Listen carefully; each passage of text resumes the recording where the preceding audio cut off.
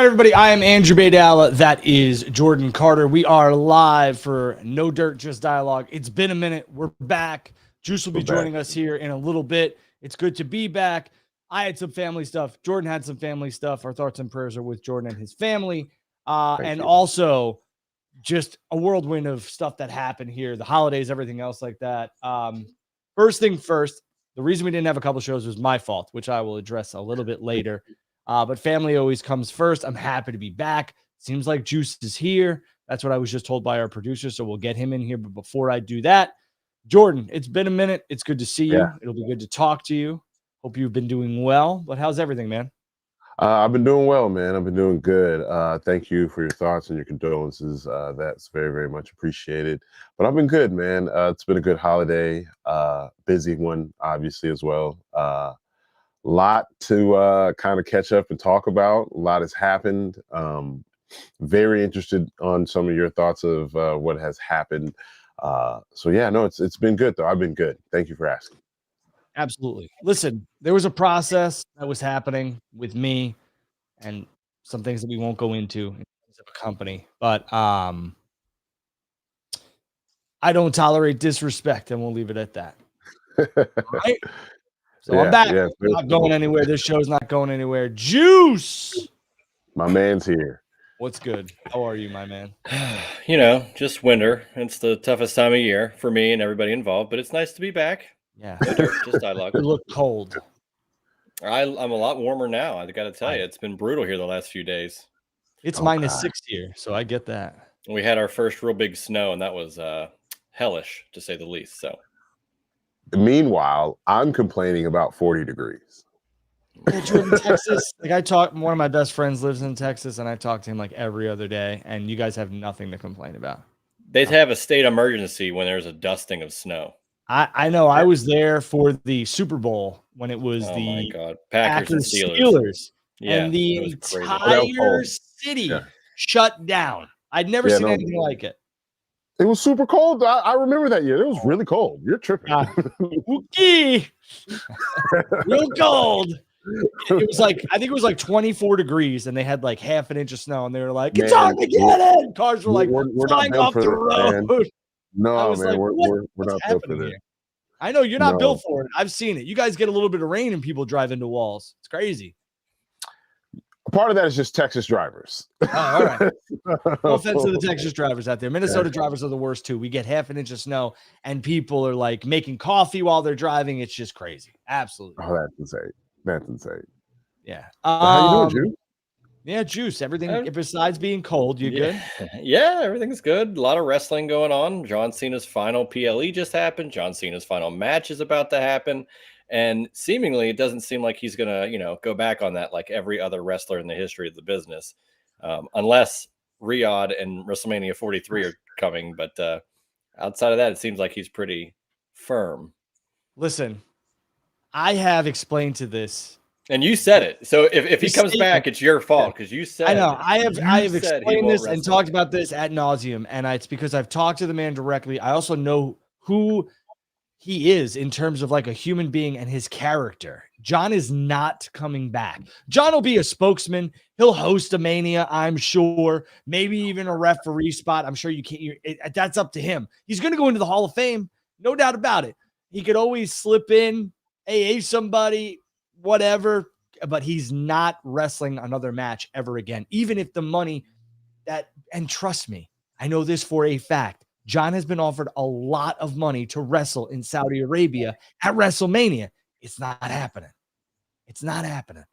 John is done. That's it. Done. And I respect the man. All the people that are going to descend on Washington, D.C. In a couple weeks from now, they're going to get their money's worth. John Cena has a lot of control in this event. It's what he's wanted, and he's going out the way he wants to go out. And he wants to make sure that the people that have traveled to see him on these final stops realize that he's not going to come back for some giant payday and screw over everybody. So, and the model has worked. I mean, the business for the retirement side of John Cena and WWE has worked. I'm not sitting here saying WWE is putting out a fantastic product from top to bottom. AEW has their issues too before all the WWE diehards jump down my throat. But the retirement model has shown that it's worked. And they're going to do more of this. We'll get into that in a little bit later. But again, Juice, before you jumped on here, I apologize for the absence. Obviously, Thanksgiving and some other things, but I had some family stuff. Sure. And I also had an opportunity, but the opportunity did not come to fruition. And I could tell you that respect is something I'm huge on. And I wasn't disrespected by people that are close to me, but I felt very disrespected by the process. And that's all I'm going to say on it. And I don't need to talk about anything else on it. I just want you all to know that it wasn't we're not doing the show. It was very much I need to step away for a little bit to get everything in order, but we're back. I'm going to let you guys fire it off. Where do you want to start? Jordan, where do you want to end? Right ahead. We'll get to that. We went there. So I think it's just easiest to start there. There's been no word or even really hint at Cena's final opponent. So we're getting down to the nitty gritty, like you said, the last few weeks. And I've been picking up on things that you said as far as how important this is to John. And another thing that you said that kind of just pointed it out to me is he is in control of this process every step of the way. That is something that so I don't know. So I ask, who do you got? Like, we've been saying it, last few shows, and we're probably going to keep saying it until it happens. Things are ever changing. Who do we really think it is? I, for one, when you said how much he cares and whatnot, all of that, I'm going to be honest, if it's not The Rock, just because The Rock meant so much. Have you been watching the fucking television that you've been producing, Jordan? I love you, but what are we talking about here? Because you think you're throwing a monkey wrench into this? I'm just something crazy because I think that John, like, you need somebody important to his career, and if it's not him, they've already done Randy. Excuse me. They may just do Roman as well, but it seems like Roman is tied up. I've wanted them to do Roman. It's not going to be Roman. It's not going to be Rock. It's not going to be any of these guys. It's going to be one of the last two guys. Yeah, it's LA Knight or it's Gunther. And we'll talk about this. Jordan, and I understand. I get what you're saying, but I'm gonna make this crystal clear. Rock is not wrestling anytime soon. Anytime soon. He's got a Scorsese flick lined up. He is not going to jeopardize that. And I also think it was The Rock who pushed for this movie to be made by Martin Scorsese. And I don't think it's going to, he's not going to do anything to jeopardize that at all. Rock will be at the event. I'm sure he'll be in DC. Jordan's on the Bully Ray plan or Mark Henry plan where let's put Joe Hendry out there right after the Cena match and then lie down and have Cena beat him. And I wouldn't be surprised if Joe Hendry shows up. I wouldn't be surprised if The Rock shows up. I wouldn't be surprised if Batista shows up. There. I wouldn't be surprised if Donald Trump shows up. Okay. What I'm saying is none of these guys are getting in the ring to wrestle. Listen, Jordan, whether you like the guy or not, that's not neither here. He's going to be there. He's going to be there. The biggest part of that is saying that you don't think he's going to be in the ring. Well, I don't know if Trump's going to be in the ring, but we'll get off this for a second. Here's the thing. I had a discussion with somebody earlier today, and we both made great points. But I will say that it seems to me LA Knight needs it the most. Let's just start there. He needs it the most. Will he get it? I doubt it. I think it's going to be Gunther. I think Gunther retires Cena. And I think we are starting to see Gunther collect. I know you guys are big Marvel people, right? You watch the Guardians of the Galaxy or whatever the hell it is. I'm sorry. I'm not trying to sound uneducated. I just don't know. We know you're uneducated. Right. There it is. Okay. Good to be back. The Infinity Stones, right? I think Gunther is starting to collect those people. And Randy did it earlier. He was the legend killer, blah, blah, blah. I think Gunther, who I understand everyone's going to be like, this guy is 40. LA Knight's 40. We're getting there. So, and realistically, John passed the torch to Dom Mysterio on Saturday. That's what I thought. But he did. But this is the other thing. Who retires him? It's going to be Gunther, in my opinion. And then I think Gunther will retire Chris Jericho, and he will retire AJ Styles. And he will have 4 of those stones. You need 5, right? I don't think it's going to be Gunther retiring Rey Mysterio when that happens. I think that'll be his son, Dom. But I will tell you this. WWE is going to continue to hammer the retirement models. I wouldn't be surprised if Jericho is next and Gunther retires Jericho. But I'm telling you right now, it just seems to me like Gunther is going to collect final matches and retirements like they're these Infinity Stones. So are you saying that Gunther is the equivalent of Old Yellering? Like, oh, we're gonna Old Yeller. We gotta, and hey, this is gonna hurt me more than it hurts you, or what is it, Mice of Men, Yeah, Shawn Michaels, I'm sorry, I love you. Like we can keep on. Yeah. They're gonna, if they use Gunther as a storytelling arc for his character, I think that, I'm gonna be honest with you, I think that would do so much for him, because that he needs that kind of killer instinctness about him back. Gunther hasn't, he's felt very soft, in comparison to his character previously. So I think this guy coming in and just like putting these old dudes out to pasture, I kind of like it. You've sold me. I like it. Yeah, and I think Gunther's going to be that evil, maniacal, like heel who does this. Goldberg, Cena, Jericho, and a lot of those guys. Listen, I mean, Gunther's a made man. We know that, right, Juice? I mean, he's a made man. Yeah, he doesn't need this. LA Knight would capture more with the win. But a lot of people are saying too, I don't know if Cena's going to lose because of what Sting did on his retirement. Totally different, in my opinion. Way different. Cena is a John's calling a shot here. Yeah, John's calling a shot. The entire event was changed for John because they took it out of Boston. But Juice, what do you think? So one, I saw that I think Cena's match is going to be first, which is an old school Saturday Night's Main Event thing where you put Hogan's match first. I remember him and Orndorff in the cage, and that led the show, and that's how you hook viewers. It will be very interesting to see. Probably be an hour long, not the match, but all the hoopla and hoblob. Oh yeah, it'll be very interesting to see how things look after that. And I know I'm not saying that people are going to leave or people are going to turn it off, but it's very possible that could happen. I want to ask you, Drew, do you think that if, let's say this does happen and Gunther gets the win and then beats Cena, do you think, like, would it have to happen where Jericho comes in, hey, I want to do a retirement tour, and there's no other way anybody else could retire Jericho? Like, do you think it's set in there that, hey, we're going to have this thing where Gunther does it and Jericho has to agree to that? No, I think Jericho and Gunther are on a collision course. I think Jericho and LA Knight are on a collision course. It all depends on when they want to pull the trigger on that. Here's the thing. No one's talking about this. I am going to. So you want breaking news, whatever, predictions, because I don't do dirt. This is everything that I've gathered from dialogue with other people. Also, I'm very sorry that I'm not wearing the Rick James white suit. I know a lot of people wanted me to. Just can't do it right now. One person. Shout out to Kate. Much love to Kate. But here, Jericho, in my prediction, is returning at the Barclays Center on January 5th, 2026. And he will probably get involved in the Braun Breaker CM Punk World Heavyweight Championship. It's a prediction. I don't know if it's going to happen, but this is why I say I believe this is going to happen. Punk and Breaker need to end in some sort of schmoz, okay? Or something, because you don't want to, quote unquote, take the steam off of Breaker, and you also don't want to take the steam off of your World Heavyweight Champion, who is more than likely rolling into Saudi Arabia as the World Heavyweight Champion. And I bring up Saudi Arabia for a point. How the hell are you going to hide Chris Jericho's return at the Royal Rumble in Saudi?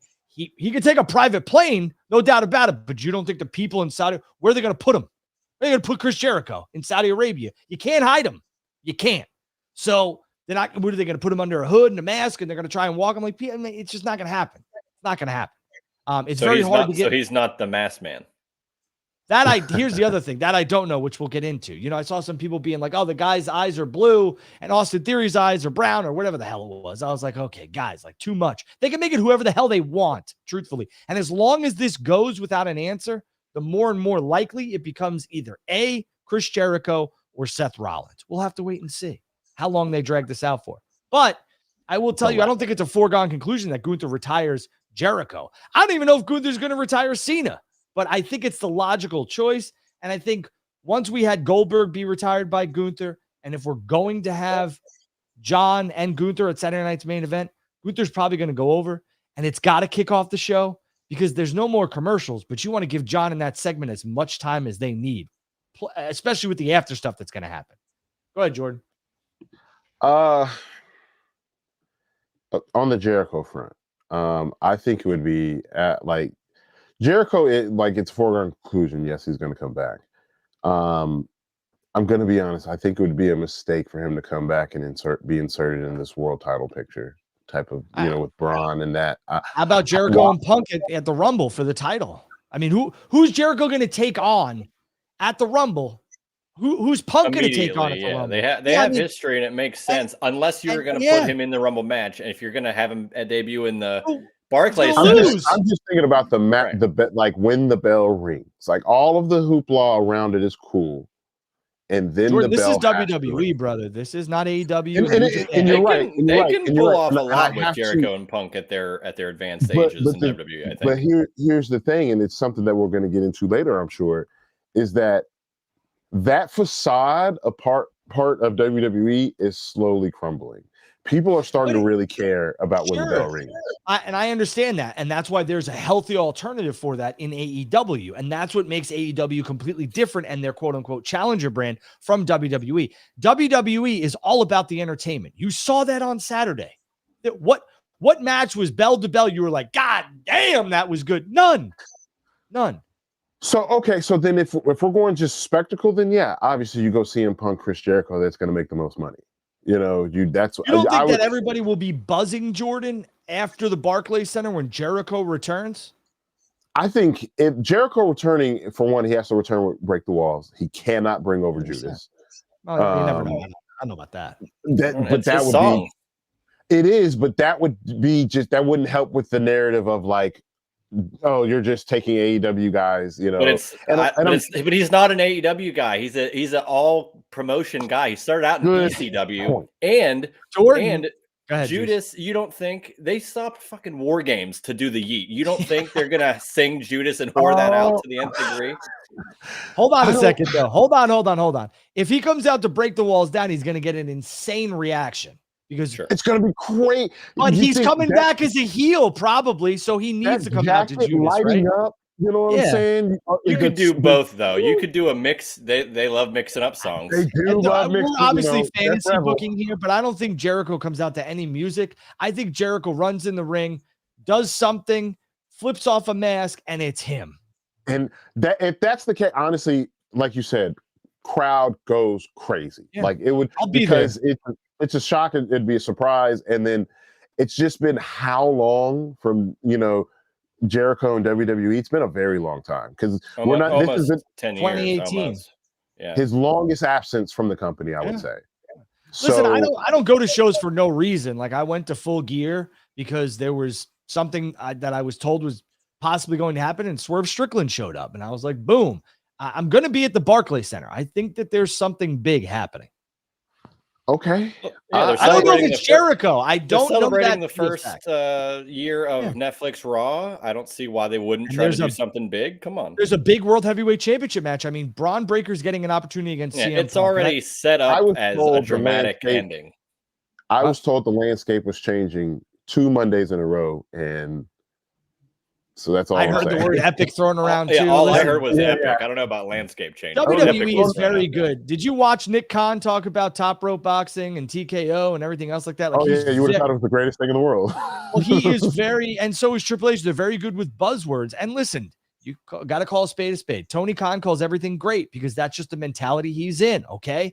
They use big buzzwords, spectacle, granddaddy of them all, epic, all this other stuff. Because what does it do? It resonates right here. It's marketing 101. They get you to believe the buzz. What are they going to call trash? Like, exactly. Yeah, right. They're gonna put it over. It's like with the people on social media with Hook, right? I can't believe he's saying he's the best second generational wrestler in the world. It's like, why wouldn't what do you want? What do you want him to say? Actually, I think I'm the third or fourth. I'm pretty humble Hook. Actually, no. I think I should take some more indie dates. That's what they want him to say. I don't belong in AEW. I should take a step back. I need to get better in the ring. And the other thing too is like, I mean, he's a bad guy. So like, would you want to see the villain in a movie be like, nah, I don't know if I'm going to get this guy. I don't know. He's pretty good. He's pretty good. Like, no. But that's no. I can't even forget where we're at. Kind of went off I on a mean, tangent there. Jericho So. at the Barclays Center makes a lot of sense. Jericho. His contract's got to line up. I don't know if it does. I know it's up in January. Like, I believe it's January 1st, to be quite honest with you, but I don't have the beat on that. Sean Ross Sapp and all those other guys probably do. I don't. But what I will tell you is that Jericho's contract is coming to an end in AEW, and I do not. Everything that I have heard, spoken to, I do not believe Chris Jericho will be back in AEW, but anything is possible. In the World Wrestling Federation. There it is. Jordan, what else you got, my man? Well, this one kind of right up your alley. TNA just got a new TV deal with AMC. TNA seems AMC? like I like that. I think they'll be on Thursdays, it said. 9 o'clock. Decided not to go head to head with AEW, which is so that's what I was going to ask you. Do you think not going head to head was the plan? I also heard a possible, this is close to the end of the relationship with TNA and WWE. Yeah. What do you think about Juice, this? go ahead, buddy, because I might have a long one. I wasn't going to add too much to that, but I heard not that it was a question of, does this mean they're nearing close to the end? This deal doesn't happen if there's not a huge relationship between TNA and WWE. So by all accounts, it's only going to get bigger. Joe Hendry just went to WWE and Carlos Silva said, yes, that's correct. Like, any other, like, I feel like any other company wouldn't just admit that their guy went to another company and like put it over. They're definitely working together. They're going to continue working together. And this deal just solidifies TNA as, I guess number 3. But it's going to help. And I'm looking forward to seeing what they do. Yeah. Listen, AMC is owned by the Dolan family, who owns, I don't know, Madison Square Garden, the Knicks. Yep, TNA at MSG. Right. Well, they've already ran NXT at the theater at Madison Square Garden. But all I'm telling you is that the Dolan family has very tight relationships with the McMahon family and WWE, TKO, Endeavor, Ari Emanuel. So yes, anybody with a pair of eyes and a set of ears could tell you that this is a direct correlation between the two. And I'm sure that this is one of many partnerships that the Dolans and WWE, TKO, TNA will explore. I fully believe that TNA, which they cannot be officially acquired by WWE, and I've had this discussion with the Slackjaw Yokels on X a bunch, and they just don't seem to get it. WWE can acquire whomever they want, they say. Incorrect. I won't go into detail, but it's incorrect. TNA is a North American-based promotion. Why hasn't WWE acquired them yet? Simply because I don't believe they can, from what I was told. What they are doing is it's basically a feeder system to the WWE. It's a feeder system, and it's also a separate brand under the WWE umbrella without officially being under the WWE umbrella. Now, if the Dolans happen to buy TNA eventually, then what? You don't think they're going to sell the son of a bitch to the WWE and TKO? Probably. Scratch my back, I'll scratch yours. There's a lot more in business than just what goes on between those friggin' ropes, all right? There's a lot more, okay? And I think the content library is also something that WWE is going to, want a piece of at some point. And this probably won't get brought up again, so I'll bring it up now. But the end of the year is coming soon, and Peacock is going to be losing WWE's content. I don't know where it's going to end up, what's going to happen. Didn't NBC land baseball, I believe? Is that right? Some baseball stuff, right? I think so. I believe they did, but I am unsure about that. But I'll say this, Juice, WWE's to your point. YouTube, there's plenty of options out there, but I want to know where they are going to put it. I will tell you that I don't believe Peacock's out of the PLE business. They still have NXT, and I believe they'll go after TNA's rights, because I can tell you this right now, pay-per-view wise, I do not see the fan base of TNA paying $44.99 or buying this TNA Plus for $130 a year. You cannot have more than one person on the account as well. It's an absolute nightmare when you're trying to split it. I think their pay-per-view buy rates, revenue, everything is going to dwindle because Joe Hendry's over in WWE right now. There's going to be other major talents that head over to WWE. So I believe that it would behoove TNA to get a deal with NBCU, and NBCU could stay in the wrestling business for cheap and still have Jeff Hardy, Matt Hardy, Trick Williams, you name it. They're all there. So again, but I wasn't going to continue to fight, using air quotes, like have arguments with the slackjaw yokels on X because they just don't get it. WWE acquired AAA. They're not a North American based promotion. That's why they were able to acquire them. WWE could acquire TNA tomorrow. TKO could do that. They just can't, or they haven't. And we're almost on 2 years now. So since whatever happened with MLW. So up for my neck all you want. Does this not help? Business, Jordan. Yes, but monopoly is also a business too. Being a monopoly is also a business. But did you see all that Campbell soup shit that happened during Thanksgiving? And then all of a sudden everyone was getting the other brands that were quote unquote organic and they were owned by Campbell's? Owned by Campbell's, yeah. What are we doing here? It's everything's a work. And I get that, but like, is it healthy for the business as a whole that everything streams up towards WWE? I mean, realistically, Jordan, if you look at this, and Juice, you could chime in here too.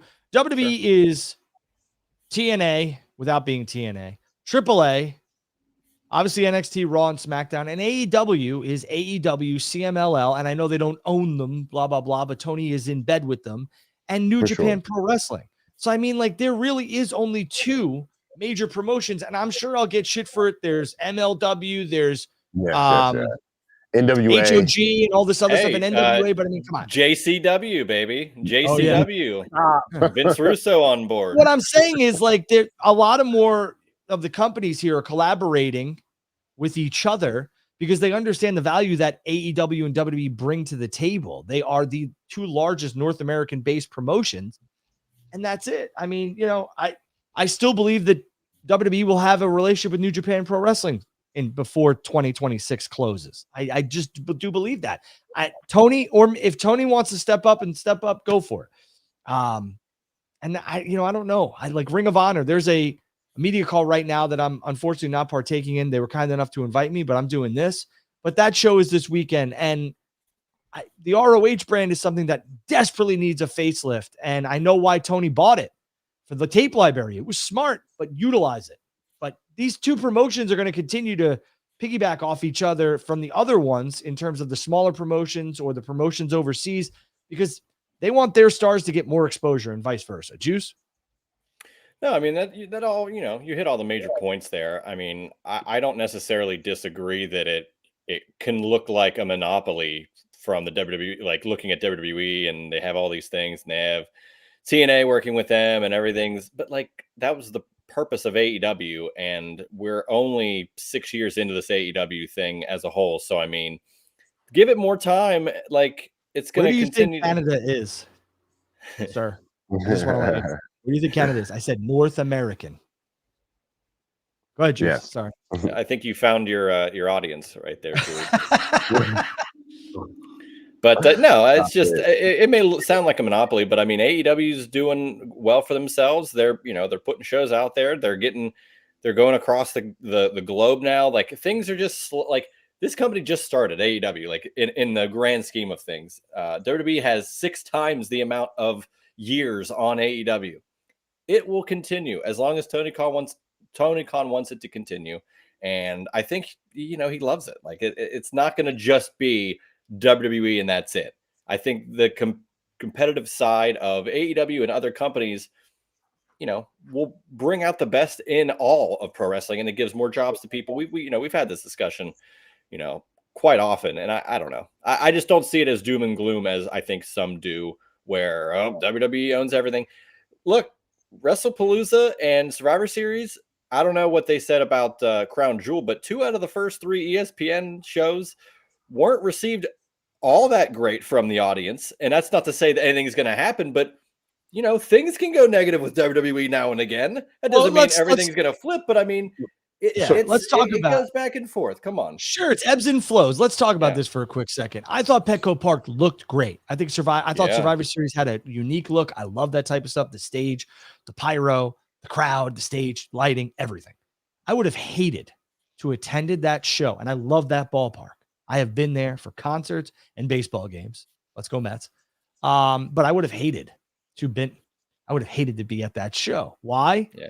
Because unless I was ringside, the views from what I was looking online and the amount of money these people paid sucked. And I understand, but that is the trouble. That is the hardship of going to these stadiums and trying to make everybody have a visual, pleasurable experience. And you cannot. I'm not paying $300 to watch a giant screen. I will sit my ass home and we will hang out with my friends and we'll order food and we'll drink and we'll be merry. And I will save myself the $200. Like, it's just, I'm just not doing it. And I get it. There's nothing like the atmosphere of a crowd. I work in sports and entertainment, live events and marketing. I haven't been out of the game for 5 years. I've been in it for 12, 13, 14. I've been in it since I got out of college. Okay. So that's a shot. All I'm saying is that I don't understand why some people will attend these shows and watch the event on a screen. The atmosphere is undeniable, but you need to do better and you need to be better because these people are not going to continue to come out and spend this money. They'll do it once or twice. And then if they're not getting the visual experience they want, they're going to turn away. Yeah. I mean, I saw someone watching a screen from a $900 seat. Like wild. I don't mind looking up every once in a while because you want to see something, whatever. I've done it. Shit, I've done it when I'm ringside. You're just trying to see something else. Like, I get it. A different vantage point, but a lot of these seats end up being the whole time you're watching it on TV for hundreds of times the cost of sitting at home and just watching it on your TV. They need everybody. And listen, WWE is doing a very good job. TKO is doing a good job of pulling in revenue. There's no doubt about that. But the bubble will burst. It happens everywhere, and they need to be better with price scaling. So does AEW. AEW needs to be better with price scaling too, and they need to be better selecting on their venues where they go. I understand they're at a point right now where it's like we can't go play the big houses because we're not going to sell 18, 19,000 seats for a television show. WWE doesn't even do that. But for Christ's sake, the venue selection needs to be better. I think that's very well said. Go ahead, Jordan. You know, it's funny you say that because I was going to bring up the new AEW residency that's coming here, and what do you? Because you have certain feelings of residencies, and I understand that your reservations. I'll be going to 2 of these shows. I have my reservations because it seems like they don't do the residencies in the places where I feel like they need to. I love the esports venue, Jordan. I do. I love it. It's great. It's just like I don't want to be there for 4 or 5 shows. Go to Garland. Go to Garland. Yeah. I don't understand. Like, why aren't they going there? I would much rather, because I love when they go to Garland. They do shows there. They should do this shows 2 weeks. Or here's another thing too. Realistically, this is professional wrestling. I don't give a shit if you got to tape something. Go ahead. WWE used to do it. You want to run a show back to back, tape a show, I don't care. But when you're there for 4 weeks, it just doesn't, and especially when it's a small building, it just doesn't look good. You could dress it up good for a week, and then all of a sudden people are like, wait, this looks like the same shit I saw like a week ago. And it is. Like, they stayed too long in Philly. I liked the first 2 shows, and then I was like, get me out of here. I think they learned from the Manhattan Center stuff too. They're only running 2 shows. They're running Dynamite and Collision, and they're out. And the esports venue is a great venue, but to your point, I don't need them there for 4 weeks. I don't need them there for 3 weeks. No. It's fun for me, you know, as someone who's like, okay, I can go to these shows. But it visually, you know, on TV, it's like, you know, this is just the same, you know, you kind of, the episodes kind of run all together. And especially during a time for when AEW, because I believe there's no January pay-per-view or February. No, it's Revolution. So, which I'll be at. It seems like, okay, well, you're just running these shows. These shows need to be really good. You know, if you're going to do, they need to be really good. Have a surprise, give us some, and it looks like they are. A lot of people argue with this though, Jordan. They're like, WWE runs, you know, basketball and hockey arenas, and they all look the same. It's just an LED stage and everything else like that. And yeah, you're not wrong here. The biggest thing is the television product. But at the end of the day, when your television product is failing, you can't keep going to cookie cutter venues and trying to pass it off as a different show because it doesn't work. It doesn't work. No.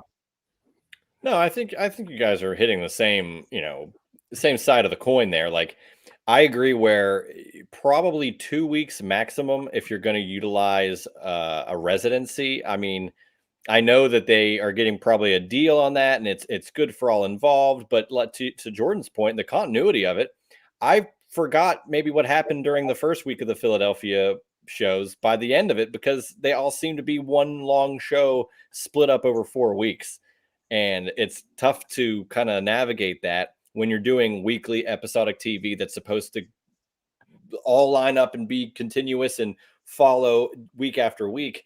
It just like muddies it up. And yeah, with no pay-per-view all the way until March. I know they're doing the, Maximum Carnage, and they're doing the 34th Street thing, and they're doing certain like little Clash of the Champions-esque shows.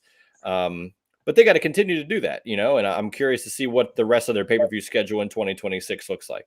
And WWE's doing the same thing. Saturday night's main event with John Cena's final match, and then they have the first Raw of the year at the Barclays Center, which they're making a big deal. And then they have the Rumble, which I believe is like January 31st or it's February 1st, one of those dates. It's the 31st, and they got a Saturday night's main event the week before in Montreal. Right. And it's, listen, a little bit of oversaturation in terms of WWE side, but AEW does the same thing as well. John Cena stuff's going to be great. I look forward to the Raw at the Barclays Center, but we'll get into this. We should talk about the C2 because we're talking about Revolution. I want to talk about Dynamite real quick. I thought the episode was good. I look for your two takes on this as well. I thought the episode of Dynamite was good. I thought it helped build more storyline. I'm more of your world champion, and the story surrounding that should be the main plot of the show. But I understand why the C2 is taking precedence. But I'll explain why after I get these two gentlemen's review on the show.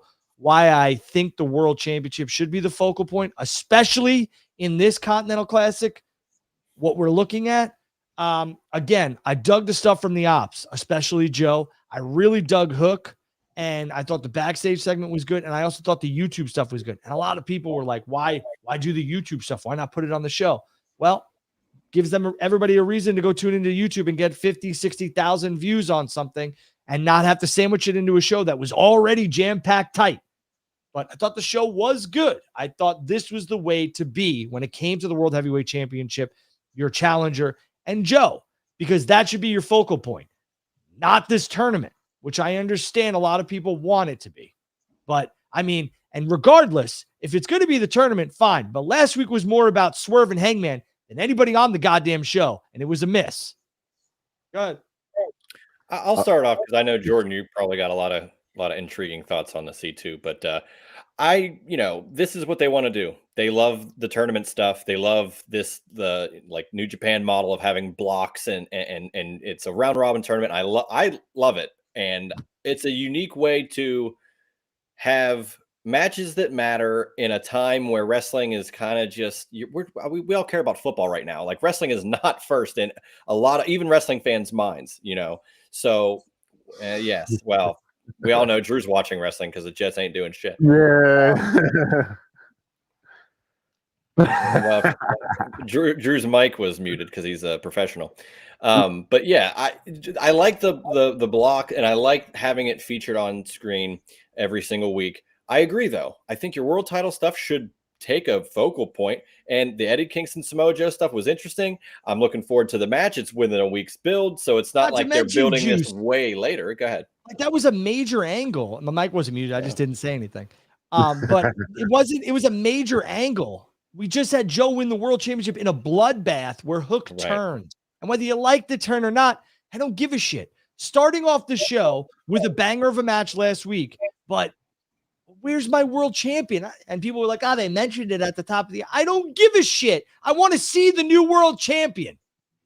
I think that's where the did a pay-per-view with them. AEW, maybe not to their detriment, but they like to try a different approach than a traditional wrestling program where you would normally start off with the world title.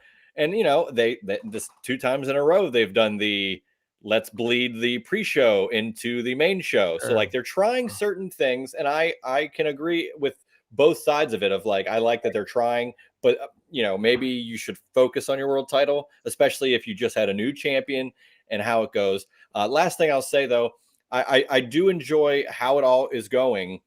I just wonder, like, will the world title get muddied if it's not featured prominently more often? One, and two, even having Don Callis try to explain why the Continental title, what is going on? Yeah, every title's not on the line. It is on the line. You win one, you lose one. Who has what? Here's the thing. I've been saying this, and the Continental Classic is the American G1. Right? Jordan, before you go off here, hold on a second. I want you to understand that I love the Continental Classic. I'll explain why I don't like what the Continental Classic is all about. But go off, sir. Go ahead. Oh, well, so for me, we may be on the same kilt here, because this would feel like the Continental Classic taking over the shows the way it does would feel better if it were for the AEW title. If it were for something a prize a little bit more important, then you could excuse it. When you're watching, when it's G1 season, and if you're a New Japan fan, the winner will get their title shot. This grueling, month-long tournament. Again. What is the G1 all about? Oh, the G1's all about the New Japan heavyweight title. That's what it's all about. It's very clear. The winner gets a shot at Wrestle Kingdom. Okay, so there is a clear end game with a major stake prize attached, right? Yes. Okay. That's the whole idea. I am very appreciative of Tony Khan introducing this to the North American WWE-ish fan base, because unlike you, Jordan, I really don't watch a ton of New Japan or anything outside of the major two. So I can understand why you love this. And I love it too, because it gave me a foundation to the G1 and everything else like that. And it's a great concept. Here's what's stupid. Okay. And then you could go right back off and you could tell me why I'm wrong or why I'm right. The Continental Classic Championship is worthless. And I say that because it's a ticking time bomb. Kingston won it, defended it. Okada won it. And then Okada held the championship and then went all the way last year in the Continental Classic, defended it and won it. Fine. Come November, December, that champion, whomever he may be, has to automatically put his championship on the line against 11 other men in a tournament that might not see that title holder in the finals. Dumb. Make this tournament, keep it. Make the tournament. The winner gets a world championship opportunity at Revolution. Why not?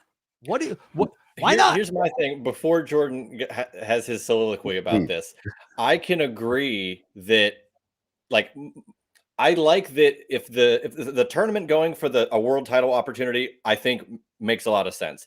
Mm-hmm. However, I don't know if I agree with you being like, well, if the guy just had the title, why does he have to go through 11 guys? Because he has to earn that. Like, he has to earn whatever it is. Like, it's a fighting championship of how they're presenting it. But I will agree that it could be the convoluted classic. It is it's a ticking time bomb. I don't see the point in the championship. They also they completely screwed this whole thing up by introducing a championship is the problem. I think just a championship opportunity, a trophy would be fine, right? A trophy. Because they did that with the Owen Hart. How many different things? Just have an opportunity. I'm fine with that. Go ahead, George. Or if you want to hand out a championship title, make it a yearly thing like they do with the Owen. And it has an opportunity. Or the Dynamite Diamond Ring. Oh, yeah. I think of the Continental Championship less as a title, but more as a mantle, because you are the Continental Champion. You don't really defend that title. You know what I'm saying? So it's more of a moniker than it is an actual title. So if for those people who say titles are props, this is the most apropos time to say title is a prop. And it is, because it's a moniker because it's something that you have to give up and defend and earn, a la, I'm a big Marvel guy, Black Panther. Black Panther gets challenged for the mantle of Black Panther. There's been multiple Black Panthers. You know, it's not always the same person. So the mantle is, so say me, I challenge someone, say, hey, no, I want to be Black Panther. Okay, so the cool. World So now Heavyweight that Championship, essentially. it's right. So I see it as that, like, okay, it's something I have to, at any given point, I give up, and now I have to depend. And instead of any given point, there's a point in the year, hey, I have to give up being the Continental Champion. So for all intents and purposes, Okada is not the champion right now because the tournament is going on. So he relinquished the title? To me, that's what would make it, again, visually make more sense, and then it wouldn't be so confusing or convoluted. I think I could get behind something like that. Like if we saw Tony Khan have a briefcase and say, time, Okada, give me the championship, and whoever it was puts it in the briefcase, locks it, Halliburton, off, gone. It's the acknowledgement of having a segment dedicated to the rules of the tournament, not saying much other than the winner gets whatever, and then having Don Callis, a heel who, why should we as a kayfabe audience believe anything he has to say, have to go through all these hoops to explain the whole thing? Why can't we just have a simplified way? Sometimes simple is better. Simple works. Yeah. Not to mention, like, if the point is, which it is, I get it, to make Okada the best tournament wrestler ever, New Japan and in AEW, fine. You have established that. Have the guy win it again this year. Have him retire the championship and put new stakes on the line going into next year's C2, and make it the winner gets an opportunity at the World Championship at Revolution, and they could win a title, or they could win a trophy, or they could win something, a plaque. I don't give a shit. I mean, but go ahead. He's a big New Japan fan, I think, and you're a hockey guy. One thing I love about the Stanley is that it's been the same. You have all the team names and whatnot. One thing I used to love about the New Japan title, and when I have all the names, I think to help this, yes, make a trophy. Oh, you want to do like the Stanley Cup? Make it the Stanley Cup. Yes, make it your Stanley Cup. Love it. Especially because you have this TBS and TNT relationship, who's big with hockey anyways. So like it would just, I love it, Jordan. I just don't like the fact that they introduced a unified title and all this other bullshit. I was going to say the unified championship, the match that happened at All In between Okada and Omega almost seems null and void now. Null and void now. It was great to see. It was great to be there. Sure. You want to do the Stanley Cup, Jordan? I think that's a brilliant idea. I'm here for it. Every year a new name goes on the list, or the same list, whatever. I love Continental Cup. Yeah, I love it. And that champion again, but shout out to Eric Bischoff, even though I think he blocked me. They have to have stakes. You have to have stakes. So yes, stakes. Not the way Juice. Rare, by the way. Yep. Rare. It has and those stakes have to be important. And to me, it has to be for the best prize. People like the tournament because they like to see they like seeing that Kevin Knight went over. Here's the thing. Why couldn't it just be as simple as, okay, Okada won last year's tournament. That's all it is. And then this year he gets automatic entry because he won it. And then whoever wins it, he has to hand it over to him. It's right there, and they somehow we won a title for it, and I get the visual aspect, but it's very confusing. And then it's like he's going to defend it sometimes, maybe times, I don't know, times when they don't have a match for him, they'll throw him on a pay-per-view, and it's like this for the Continental Classic. I think they don't want Okada to be a worker at AEW and not have a championship because which is bad. Fine, but then give him the world title. Shit or get off the pot. Thank you. Just don't. We've done this 2 times over now for Okada. Creating a title just to have a title. Stop it. It's like, if that's in his contract, that's a bad bet. Don't do that. Don't put that in someone's contract that they're always to hold a title. I said this to somebody today, Jordan. I said, I don't see how in 2026, at this point, with what we have lined up or potentially have lined up, where Okada is a world champion, and that's a miss. The guy could be a world champion. I don't know why he hasn't. Maybe it's because he's given people the impression he's not coming back after his contract. I don't know. I really don't know. But at this point, I am at a loss. why Okada has not won the world title in AEW yet. Like, I love Samoa Joe, but you mean to tell me that they couldn't have Okada in this position right now? No, because he's in the C2, right? But that's the whole convoluted bullshit that goes on with this tournament. Samoa Joe in the C2 over Okada and have, like, if you just switch them, because you wouldn't even have to do this thing. Like, don't get me wrong, I love Hook in the ops and all of that. I love that. I love it. But you could very easily switch the ops and Samoa Joe with the Don Callis family and Okada. Yep. And it would also have made sense with the strife between him and Takeshita. Yep. Because Takeshita, hey, I'm a world champion too. Oh, you're the world champion of AEW. Like, you know what I'm saying? It's right there. It's right there. And to your point, Jordan, if he has to be a champion, if that's in his contract, first of all, insane clause. Don't know if that's even remotely accurate. It seems like it, though. Right. Well, I mean, if there's smoke, there's fire. What I will say is that we don't need the international. We don't need all this other stuff. Like, he just created a national championship.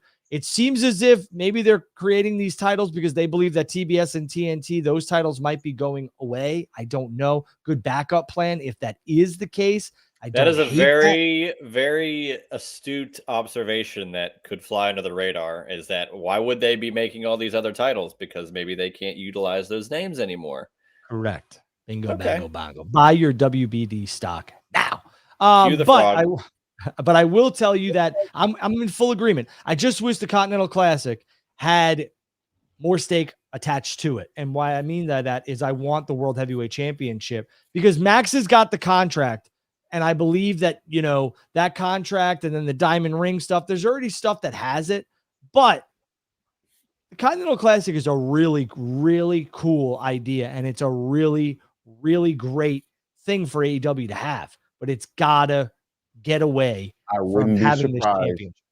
I wouldn't be surprised if the first ever Women's Continental Classic, which is coming, is it for the Women's World Title. I feel like that would be probably a test run. I think they will introduce a new title when that Women's Continental Classic happens.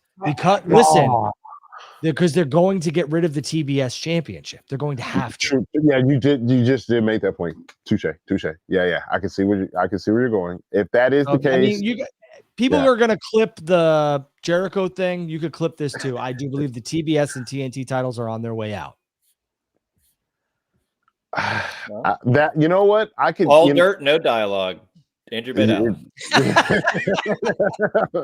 That would do it, folks. That's funny. Good. But no, that makes sense though. But because I would like to see a women's C2. So hopefully, since we're talking C2, I would love to see a women's C2. I mean, the women's blood and guts was better than the men's. It was better than everything we saw on Sunday or Saturday night. Well, let's go there. Let's go there. So, Juice, what do you think of War Games? I put it out on Twitter, and I firmly stand behind this. I don't know. This is not tribalistic. This is just my opinion because I love War Games as a WCW loyalist. This is an entity that I'm so happy. I'm so happy that it's back in the fray. I think AEW does a better job of representing what the NWA WCW version of War Games was supposed to be with blood and guts than WWE does with their version of War Games, which literally bears the name of War Games. It's funny you say that because I texted somebody who was very kind enough to reach out to me on my birthday, and he's a person of high importance, and I told him, hey, my opinion, AEW does a better job with double cages than WWE does. And I didn't say that because this person texted me or because I felt like he was being kind to reach out to me on my birthday. I said it because I meant it.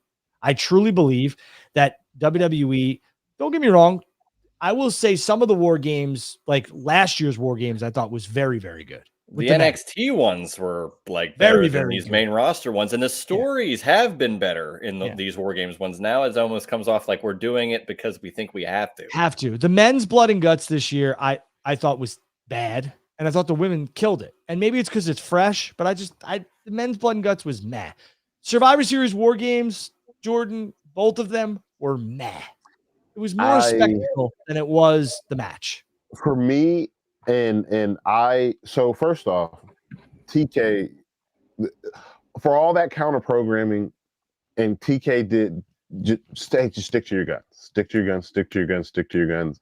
You know, this was the prime example of why you stick to your guns and you don't worry about what's going on across the street.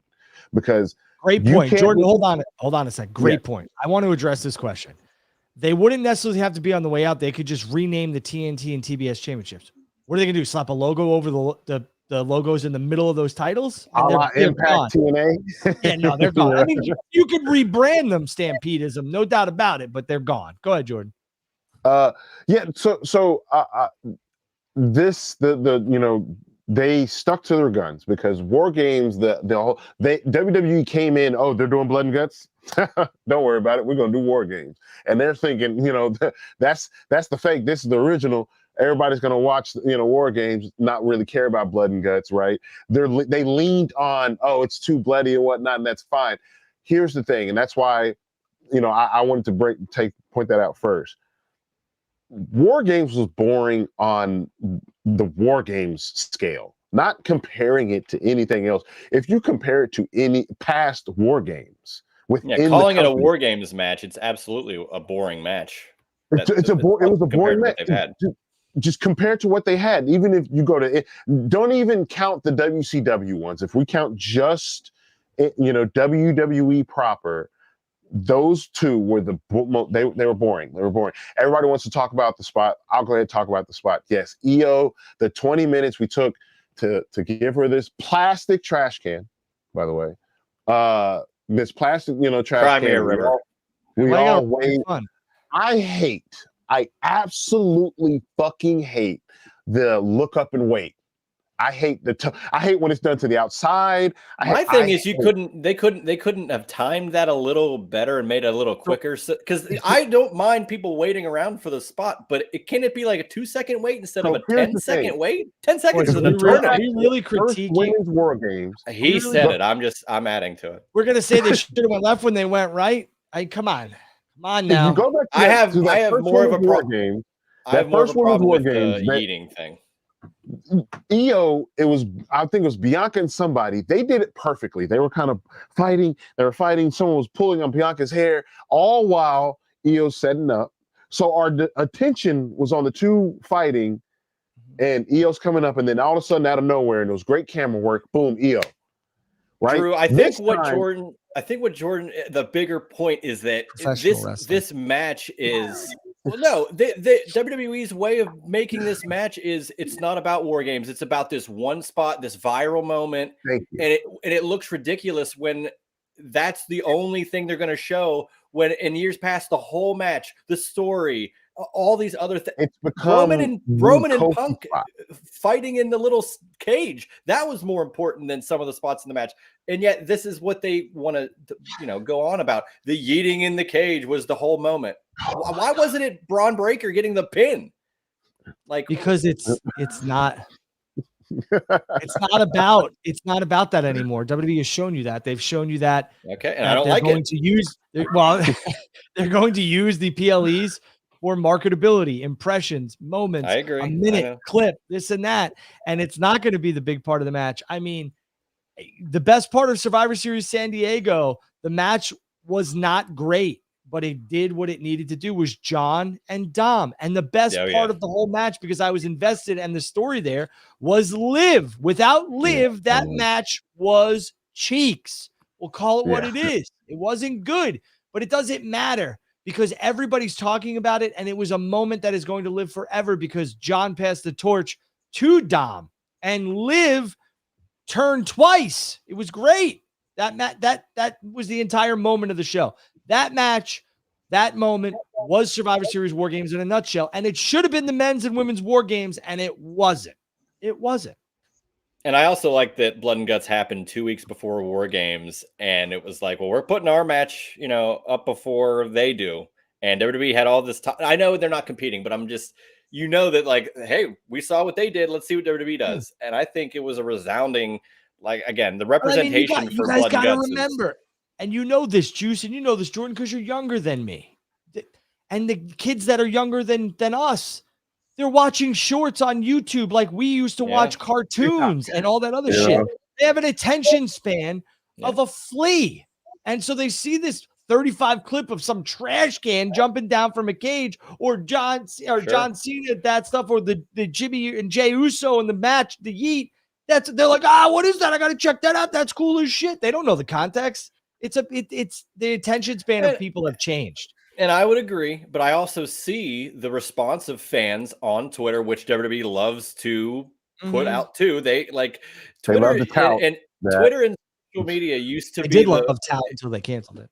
WWE used to refer to Twitter and everything like it was be like a minority of the fans, but now they cater, and it is a huge, maybe not majority, but a large portion of fans are online now, to where if the response isn't as positive, which I didn't see a lot of positivity come out of there. And I saw a lot of people saying that people in the building didn't really like it. Shout out Adrian Hernandez, who took a video from the press box of fans being pissed at the end of the main event. And, it is what it is. That happens sometimes. To Andrew's point, and ultimately, I think this is true. The reason why it'll never, it won't get, it's not going to change. When they found out Kofi can do that spot, you're doing it every year. They found out EL can do that spot, you're doing it every year. Why? Is because everybody in that seat is going to be filled. All the paper, there's going to be plenty about, people tuning in on the PLE.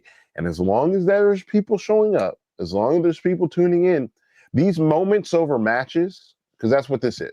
If they prioritize the moment over the match. And they have the return business of everybody being like, I don't want to miss this moment. I don't want to miss that. I don't want to do that. But at some point, they will price these people out, and it's happening. To your points, they're all about the moments. They're all about that's what Vince sold his entire company on. You got to be there for the spectacle. And there was always a spectacle. But in my opinion, all the shitty things that Vince did and the type of person we have found out that he was behind the scenes and whatnot, Vince was a master in promoting and pricing. And I know he had good people behind him, but he put those people there. He knew what team he wanted around him to make those decisions work for him and the company, because the company was the main focus. And I get the business. I get it. You got to make as much money as you possibly can. And their product is white hot, and it's starting to cool down a little bit.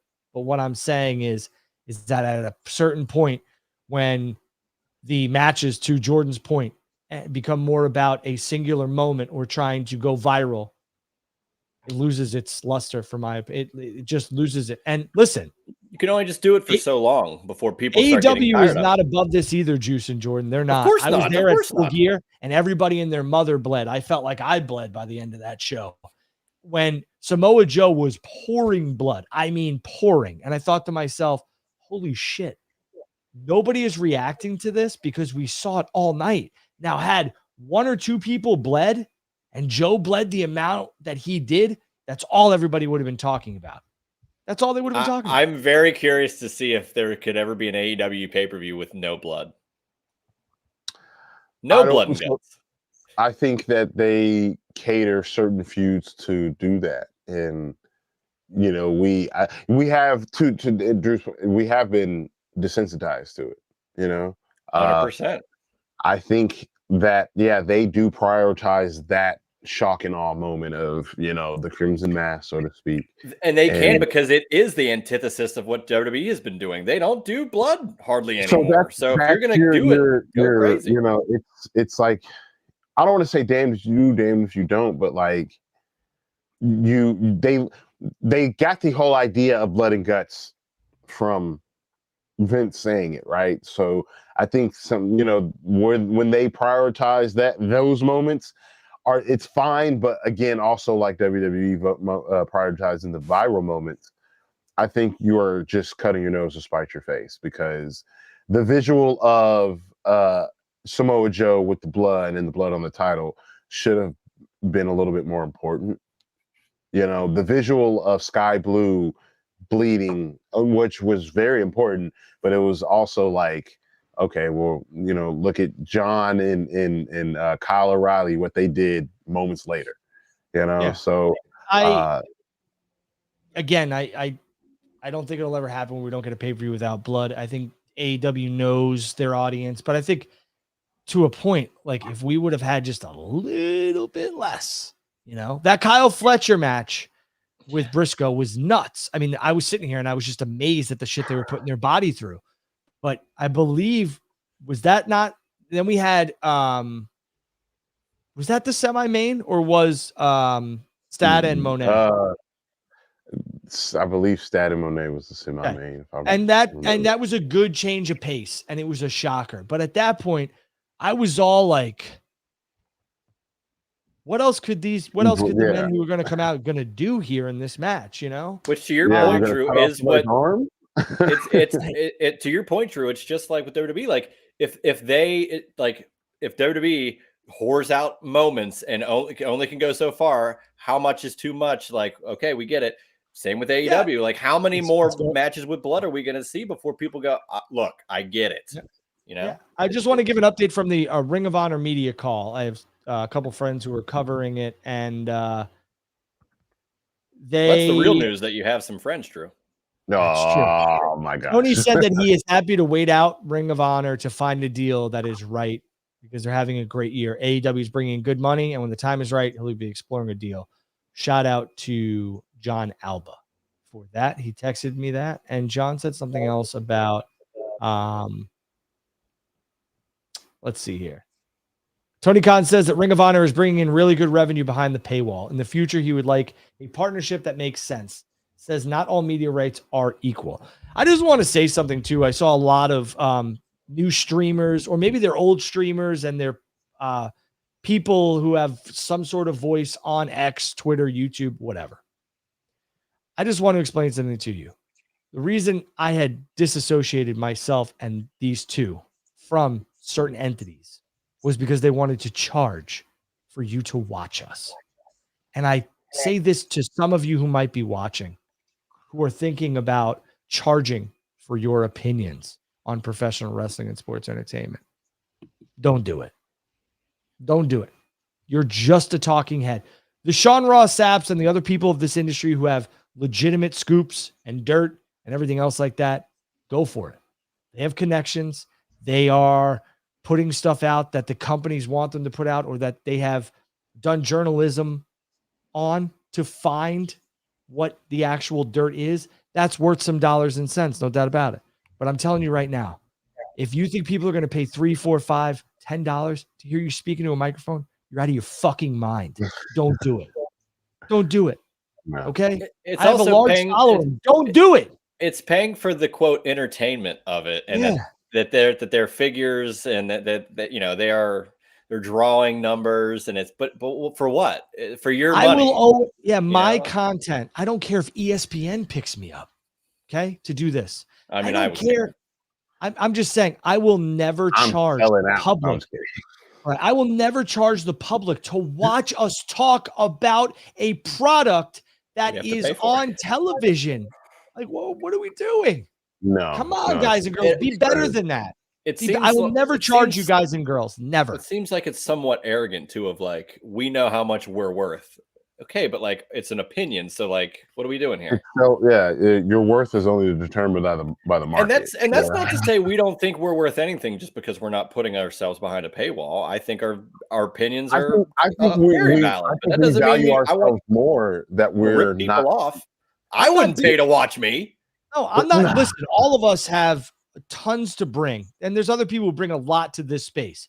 But to put yourself at this point where you're like, I'm going to charge people to make them listen to me speak, I wish you the best, because there's not a man or woman on this planet that I am spending money on to listen to them speak about a product I can consume myself, unless they are absolutely 100% involved in that company.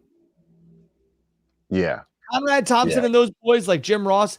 Conrad has a who's who of podcasters, and he doesn't even charge.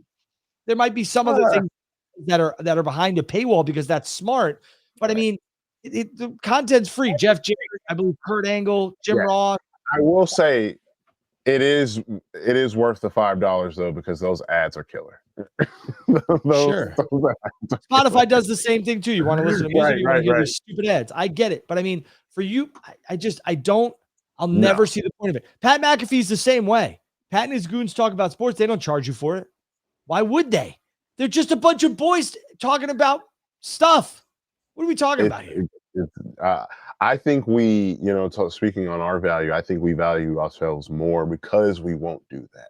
I think that shows our true value, that we don't necessarily, for lack of better words, and to kind of be funny, we won't whore ourselves out for a couple of bucks. Just because we know you'll pay, right?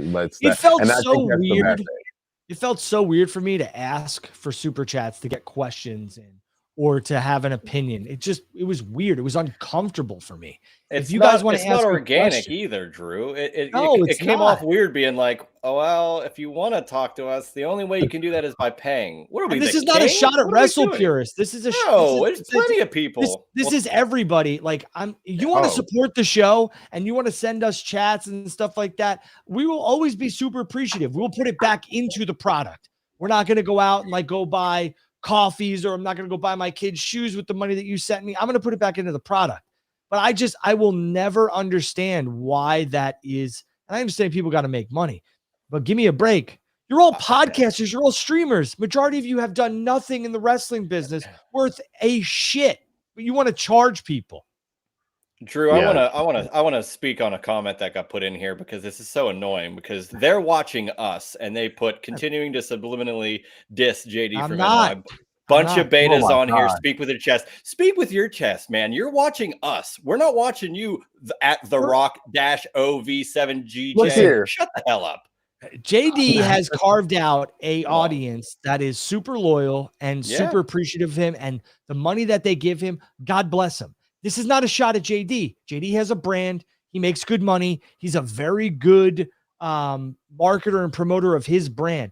JD makes good money. And if people want to send him money, God bless him. You want to send us money, go ahead. I'm not asking you for it. I never will. You can watch JD for free, though. It's his stuff's not behind that paywall. What are we talking about? On that man and then why me and him, and he knows why. Okay. So. Well, all I'm saying, listen, you're right. Okay, to that point, you're right. But what I'm saying is, JD doesn't charge anybody to watch his YouTube. He doesn't. No, he doesn't. Yeah. He doesn't. And it was just a comment of telling us that we're, come on. Exactly. You need to get off JD. You need to get off JD's rocks, my man.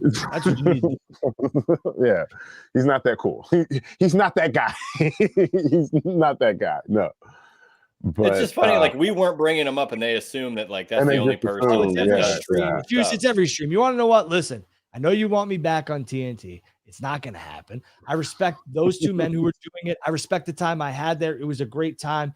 I respect what they built, what I built, helped build, and what they're doing with it now. Okay. But that's in the past. Sorry. Moving on. It's going to be great. Yes. That's what we do. We move on. Moving on forward.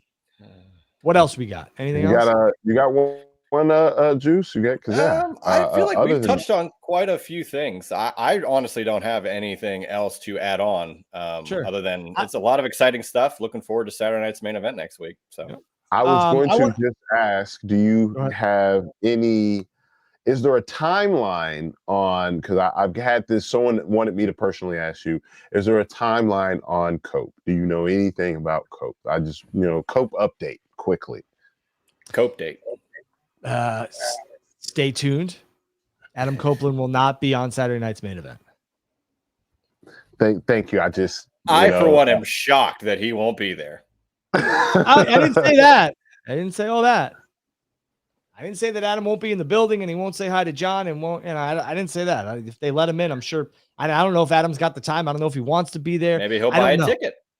Yeah, no, that I'm just knowing the relationship between out of respect for both where he's working and I think he will find his way to not Ricky Starks himself and get caught on CCTV, and he will, he will be there as 15, 20 other people who work in AEW. Sorry to burst your bubble. If you don't think that they aren't, if you don't think that, Shelton Benjamin ain't finna pull up, if you don't think some of those guys who are friendly, come on, they might, but here's the other thing too, right? They don't want to make this a viral moment about themselves when it's about John.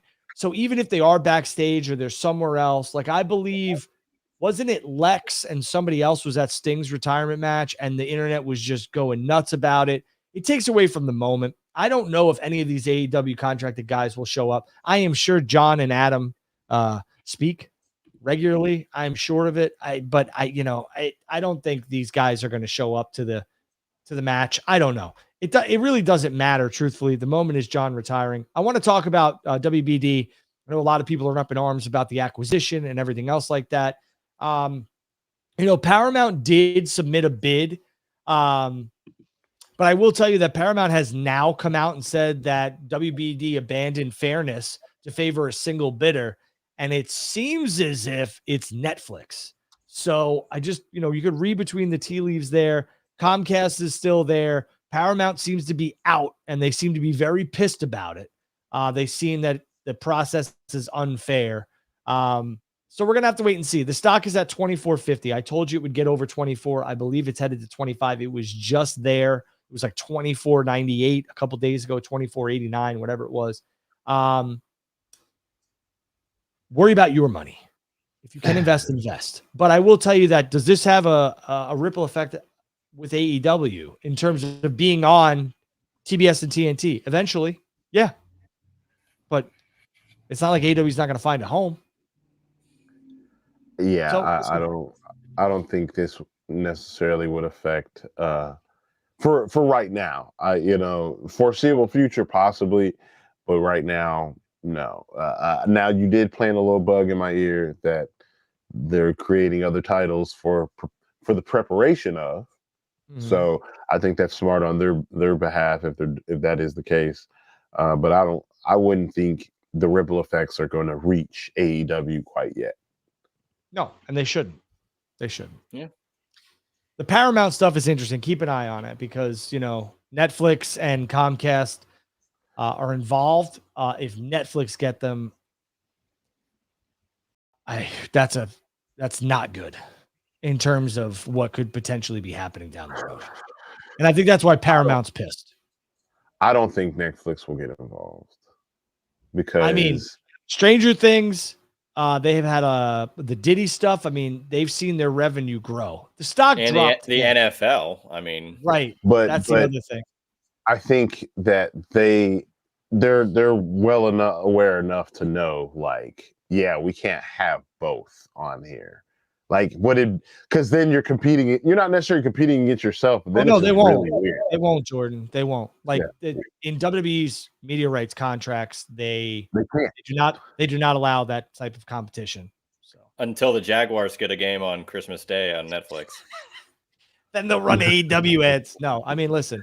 We'll have to wait and see. I just say worry about your money. Don't worry about other people's money. If you can afford to buy the stock, I think the stock's going to climb maybe to 27. Maybe. This is not like financial advice. This is just my opinion.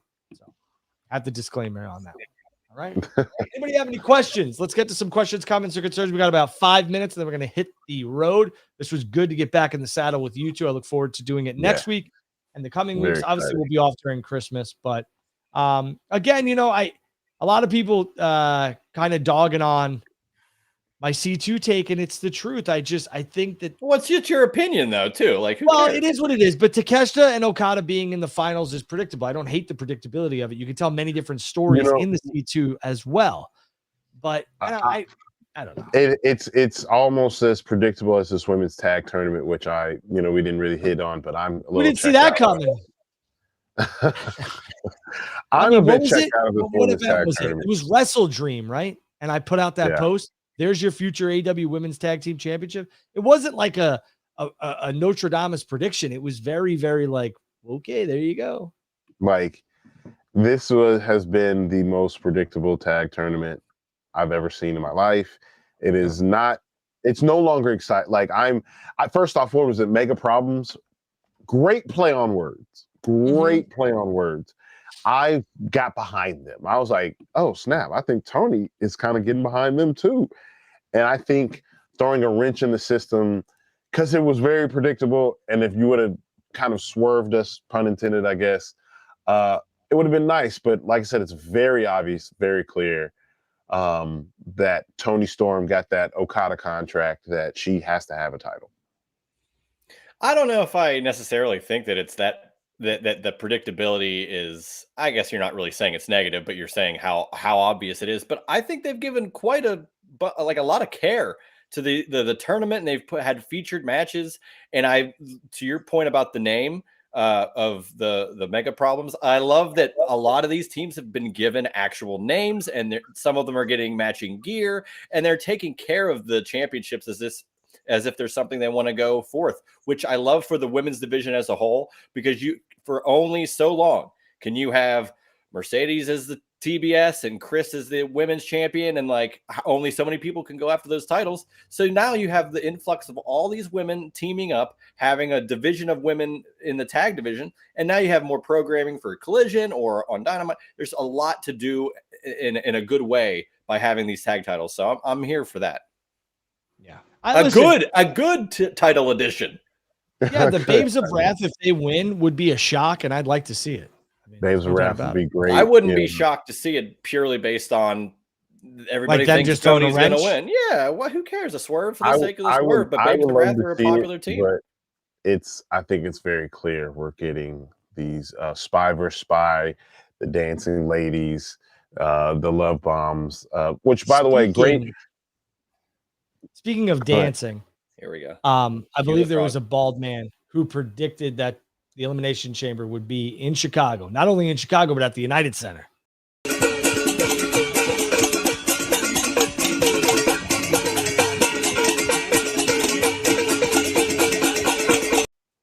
God, I love that frog. That frog it's iconic at this point. Next week, the frog will be hidden behind a paywall.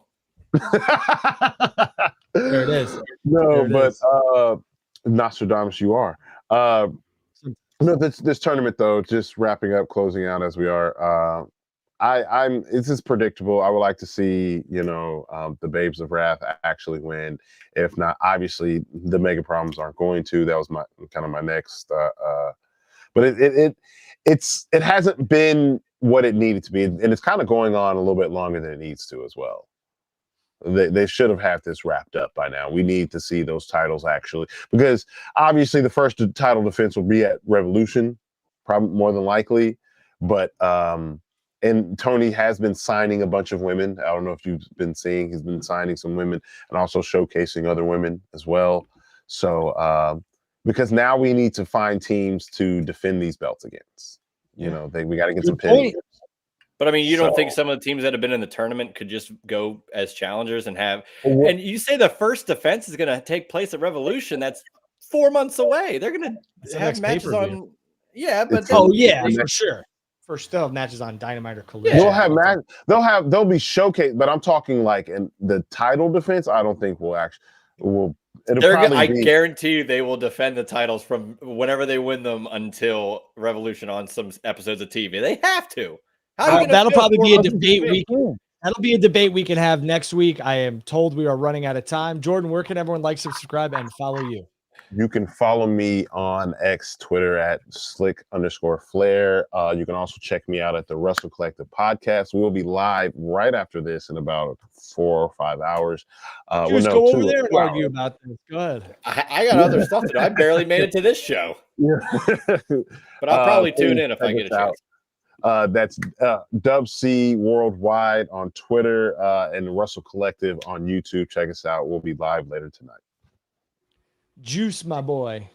Where can they like, subscribe, and follow you? No paywall, no entertainment. All in the juice box, baby. Every week we talk. I talk, depending on who comes in, hops out, throws a straw in. Current wrestling, old wrestling. We predict everything. We talk about it all. At Juicy Steen on Twitter. Argue with me about WCW. That's all I got.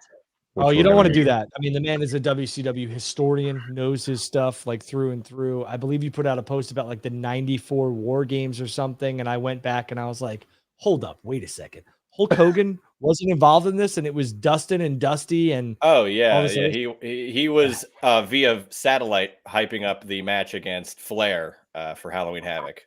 Because he had got his knee taken out at the Clash of the Champions from a masked man. Who did that masked man end up being? Even though Arn Anderson played him, it was revealed to be Brutus Beefcake. So there you go. So again, let's hope WWE turns out better than that one. I want to explain something too on the Masked Man. Thank you for that, Juice. I saw people talking about eyes and height, weight. People act went like up the they could cage as fast. else. They could make this person whomever the hell they want. The longer this goes, the more likely it's Seth Rollins. And if they do reveal soon, it could be either Austin Theory or Jericho. I'm just going to say that. So it could be anybody. It could be your great aunt. The first iteration of Retribution wasn't the revealed version of Retribution. They were all different body types of people. So it's just, it's the beauty of magic and TV, They just wanted somebody who's big jacked, can get off the cage quick, and there you go. I am at Andrew Vadala. Please make sure you like, subscribe, and follow Final Bell Media. Hit that bell for notifications so when we go live, you will know. We're live every Thursday going forward. The break is done. I look forward to developments in the C2. I look forward to developments in Copeland and Christian and FTR. Jordan, you asked about that. I say stay tuned. We'll have to wait and see. World's End is coming up. John Cena's last match. The GOAT, in my opinion. I know that terminology is thrown around very loosely today with the kids and everything else like that. And I happen to be a big Shawn Michaels and Bret Hart fan. But I'm going to tell you this right now. I think John has done a ton for the industry when the industry was at a downward spiral or a downtime, and he kept it afloat. That's the key. He was at his peak whenever WWE was like very, very low. John deserves a lot of flowers. John didn't give you 5-star bangers. He didn't need to. And again, we will be back. Him going away. It's I don't care what anybody says, and I'm glad you chose this time to do this. I don't care where you are in your wrestling fandom. John Cena affected you. He was one of those guys. He is a tent pole in wrestling. You have Hulk Hogan, Bruno Sammartino, John Cena. Tent poles in wrestling. Steve Austin is, Cena brought me back in to buy the first pay-per-view I bought since WCW closed. There was a 4-year gap, and I saw Cena come out, and I was hooked. Bought the CD. There you go. Bought WrestleMania 21. One of those guys. People right now, you can ask your neighbor. They don't watch wrestling. They know who John Cena is. Well, of course, he's the Honda guy. He's the guy on Wipeout, or they know who he is because of his appearances everywhere. Like they know who he is 100%. I don't know how many people are saying he's the Honda guy. My wife knows he's the Honda guy. My wife was like, "Isn't that John Cena's voice?" I was like, "It is." Yeah, but she doesn't know him from that. No, of course not. She knows it because in passing, and my kid dresses up like John Cena and does the. Anyways, make sure you guys like, subscribe, and follow. Yeah, my kid's a mark. Make sure you guys like, subscribe, and follow. Make sure you guys hit that bell, like I said, for notifications. So when we go live, you will know. He is Juice Springsteen. That is Jordan Carter. I'm at Andrew Vadala. No dirt, just dialogue. We appreciate you all for joining us. I appreciate all the questions, the comments, and the concerns. We thank you. We'll see you next week. We look forward to it. See you.